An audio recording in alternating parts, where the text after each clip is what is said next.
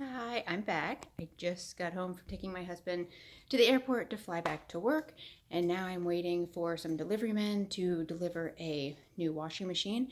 My washing machine, we've been here less than 5 years, and my washing machine has broke the same part 3 times. So this is my third brand new machine. And as everybody knows, I hate shoes to be on my floor, but I can't have them wear those little booties because it gets too slippery. They could slip and fall down the steps, fall and get hurt, first of all. And second of all, totally damage my walls and my floor. So they have to wear their shoes. I'm already getting an anxiety attack thinking of that, but it's all right. I'll just have to be disinfecting them after they leave. So anyway, something before I share my cleaning thing, I was going to share just an encouragement to moms, especially moms of teenagers. You're not alone. Um, First of all, moms of little kids, say under 10, um, you really have it easy right now, I should say. You think life is hard. You think parenting is so hard. It is so stressful to get your kids to maybe eat their vegetables or uh, do homework or just these little things. Those are the smallest struggles that you will ever deal with. I remember when my kids were at one point, I had a 5-year old, 3-year old, and a newborn. My youngest wasn't born yet because he's 8 years younger. And I was extremely busy. Okay. And my husband works out of town, so I do everything on my own. And it was changing diapers, potty training, trying to get them to eat their vegetables, bedtime routines. It was nonstop. Okay. I was tired. I was sleep deprived. I did it all on my own. And it was tiring. It was busy. I loved it.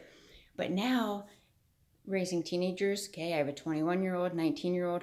I did survive their days, but I also have a 16-year-old. Those are trying times, okay? Some days, we're great friends, we're laughing, we're having a great time riding in the car, and no, the wind blows, something happens. I don't know if it's the devil himself sitting next to me, if it is my daughter, I do not know. Slightest thing changes, and now it's a raging fight, and I'm the one saying everything terrible, and I'm so mean, and I yell and everything. It's always my fault. So I'm just saying, if you have little kids and you think my kids are never going to do anything bad, my kids are never going to be disrespectful, they're never going to yell at me, they're never going to hang out with bad kids, most likely they will. I'm just warning you. When my kids were little, I thought, I was going to do things different. And for the first time in history, I was going to have the best children. The first time in history, my children were going to be the perfect children. Okay, they weren't going to ever talk back to me or disrespect me or swear or hang out with bad kids or experiment with things. Because my kids were going to be perfect. I was doing things different than everybody else. And I thought I was going to have this level of perfection in my kids that for the first time in history, and my mother-in-law used to say, oh no, when your kids, when they get older, they'll do stuff, just wait. And I would personally get mad because I thought, no, not my kids. I'm doing things different. My kids are going to be perfect. They're not going to do anything wrong. And then they became teenagers, and it was a totally different story. So when my kids, they all went to private school, and anyone that sends their kids to private school and then public school will tell you there's a huge difference. The environment that they're in is completely different. It completely has to do with what your kids end up doing, okay? When they're in the private school, it's a very strict environment. There's nothing that goes on there. No bad stuff. I mean, if their bangs got a little long, if the boys' bangs touched their eyebrow, I would get a note sent home to get a haircut. It's nothing. It's night and day from public school. So my kids, we went to private school all growing up, and we moved. We had some issues with the private school, so we left there and put them in public school. So we went to public school, and my kids were 11th, 9th, and 6th grade. My little guy wasn't in school yet. And it completely changed because they're around completely different environment, different kids, different everything. So me thinking my kids my perfect kids that were never going to do anything did. So I had to pause that.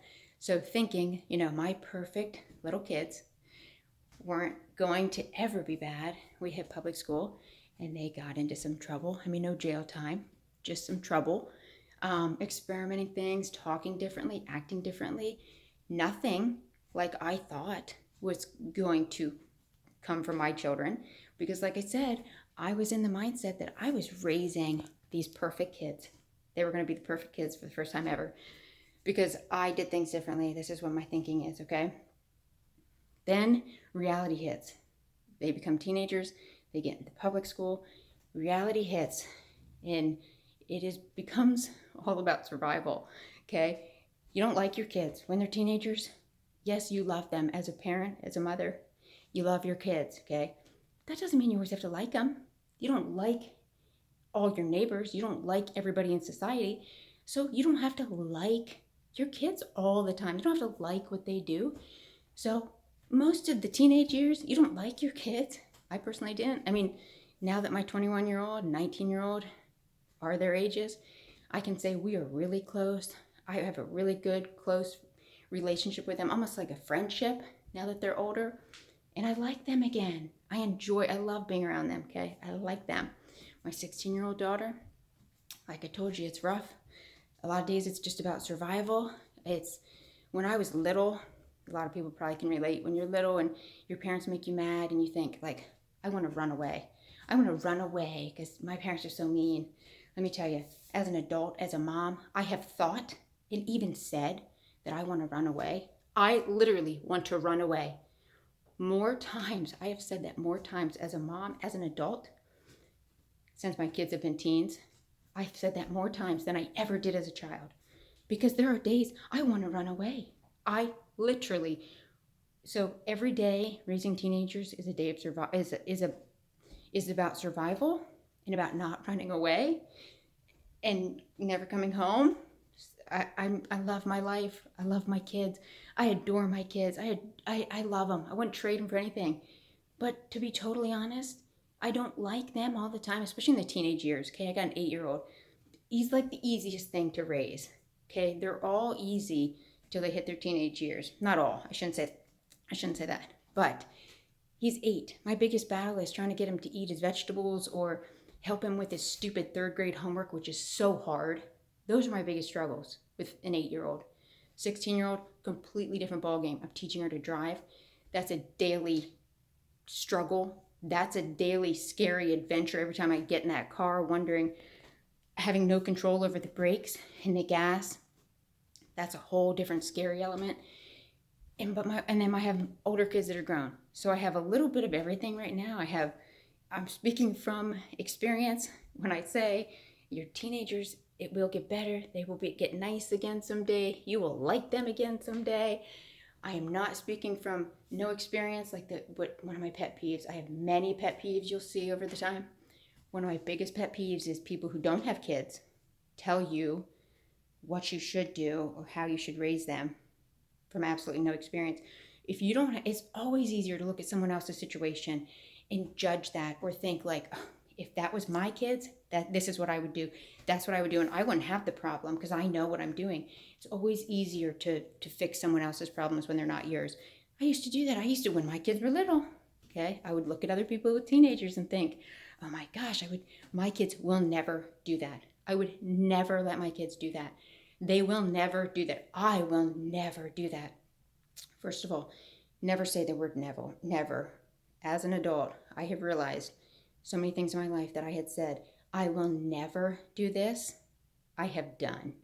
I used to say I will never send my kids to public school. I did. I would never do other things. My kids will never do this. And they do. So, and that was another thing my mother-in-law used to say never, because you almost always eat your words. And she's extremely right. So never say never.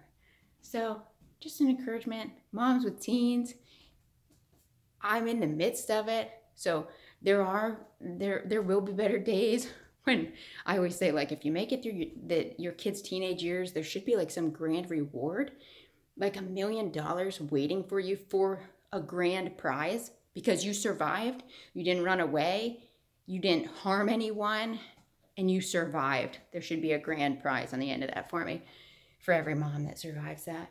So there is hope. On the hard days when you feel like running away, remember you're not alone. Most nights I go to bed and I think, I screwed up. I shouldn't have said this. I should have done this. I should have said that. I always think differently. I think I kick myself. And I'm sure a lot of moms do that. So just remember you're not alone. There are other people struggling, dealing with raising teenagers too. So anyway, my cleaning tip for today, one of the things that I always do that is an absolute rule in my house. Another rule. First rule, taking your shoes off at the door, okay? Yep, that's a rule, mandatory. Except for today with my delivery man, I have to have them do that.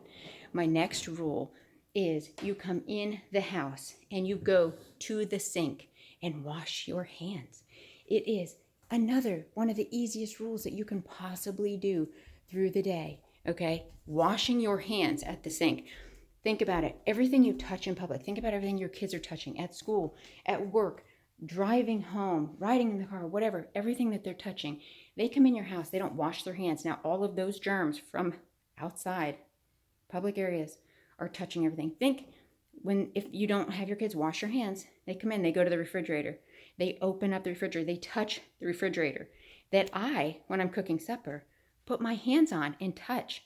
Open it up. I grab food. I am touching food and preparing food for people after I've touched a refrigerator door that someone has touched without washing their hands and put outside germs all over it.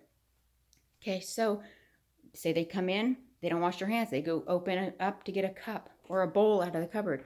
They've now touched the knob on the door that have my clean dishes in there that I'm going to go touch to prepare supper, to prepare food, and get those outside germs now on my hands, now touching the food, the silverware, whatever. So that is an absolute rule in my house. My kids, from my 21-year-old to my 8-year-old. My son's fiance lives with us. She has for about a year. She knows that rule. She walks in the house. She drops her shoes off. She knows that rule. And she didn't grow up with that rule, but she has learned that rule by living here. She goes to the sink, washes her hands first thing. Because of living here, she knows my rules. She has picked up on that. And I ask her to do things. It's my house. It's my rules. I ask her, from asking her to do these things, she has picked up on it. And just with living with me and seeing my anti-germ ways and the things that I do, she has picked up traits. And she looks at things differently and thinks like, wow, that is really dirty. Wow, that is really germy. And does these things on her own. So she comes in to my house and goes and washes her hands. And I may not even be in the kitchen. I might be upstairs and I will hear the sink turn on because she knows it's just a clean habit to wash your hands when you come home. So in my house, everybody does that. They walk in, they wash, they know, then they're good to go. So that's all I'm going to talk about today. I'll share more funny stories. I have so many stories all the time. It's never ending when you have kids, especially teenagers. It seems like there's always something funny. It doesn't seem funny when you're first going through it. It seems like hell. It seems like I'm not even going to survive. Or this is one of the days that I am running away. This is the final straw. I'm running away. And then the next day, it's kind of funny. Or maybe not even the next day. Maybe a week later, it becomes a funny story. So just wanted to encourage all the moms out there, especially moms of teenagers. You're not alone. Don't give up. Don't run away. Because I'm right there with you. So hope you had enjoyed this. Remember, be kind and be clean. Like, subscribe, give me a comment, a funny story, a helpful cleaning tip. I told you I love to hear that stuff. And I will see you tomorrow. Thanks. Bye-bye.